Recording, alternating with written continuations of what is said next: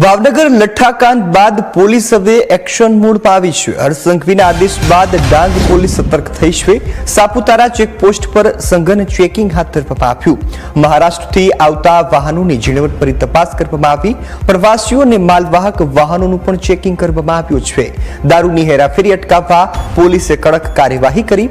Gujarat Maharashtra border પર ખાસ patrolling છે તે કરવામાં આવી રહ્યું છે। દારૂબંધીના અમલ માટે પોલીસ એલર્ટ છે। તો પોલીસ સ્ટેશન વિસ્તારમાં દારૂ ઝડપાયો તો કાર્યવાહી કરવામાં આવશે। પીઆઈ પીએસઆઈ સામે કાર્યવાહી કરવાની જાહેરાત થતા પોલીસના અધિકારીઓ હવે દોડતા થયા છે। તો હાલમાં આ દ્રશ્યો કે જે તમામ વાહન છે તેમની ઝીણવટભરી તપાસ થઈ રહી છે। હાલમાં હર્ષ સંઘવીએ જે આપણા નાયબ મુખ્યમંત્રી છે તેઓએ આદેશ આપ્યો છે કે પોલીસ સ્ટેશન વિસ્તારમાંથી દારૂ પકડાશે તો પોલીસ અધિકારીઓ સામે કાર્યવાહી થવાની છે।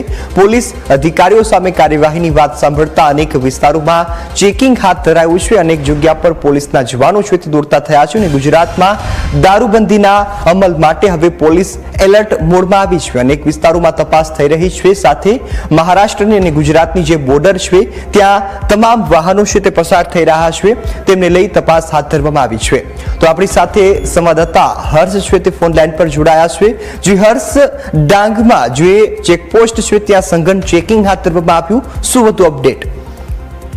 જી ચોક્કસથી જો વાત કરવામાં આવે તો થોડા સમય પહેલા જ જે ભાવનગર લઠ્ઠાકાંડ બાદ ગુજરાતમાં દારૂબંધીનો કડક અમલને લઈને પોલીસ જે છે તંત્ર એક્શનમાં આવ્યું છે। ત્યારે જે હર્ષ સંઘવીના આદેશ બાદ ડાંગ જિલ્લા પોલીસ એલર્ટ મોડમાં આવી છે। ત્યારે જો વાત કરવામાં આવે તો સાપુતારા ચેકપોસ્ટ સહિત ગુજરાત મહારાષ્ટ્ર અને બોર્ડરના વાહનોનું સઘન ચેકિંગ કરવામાં આવી રહ્યું છે। ત્યારે બીજી તરફ જો વાત કરવામાં આવે તો સાપુતારા ચેકપોસ્ટ પરથી મહારાષ્ટ્ર તરફથી ગુજરાતમાં પ્રવેશતા હોય છે જે વાહનો એ વાહનોની ઝીણવટપૂર્વક તપાસ કરવામાં આવી રહી છે। ત્યારે પ્રવાસીઓની સાથે માલવાહનોનું પણ ચેકિંગ કરવામાં આવી રહ્યું છે। ત્યારે દારૂની હેરાફેરી અટકાવવા માટે ડાંગ પોલીસ દ્વારા ખાસ પેટ્રોલિંગ અને ચેકિંગ કરવામાં આવી રહ્યું છે।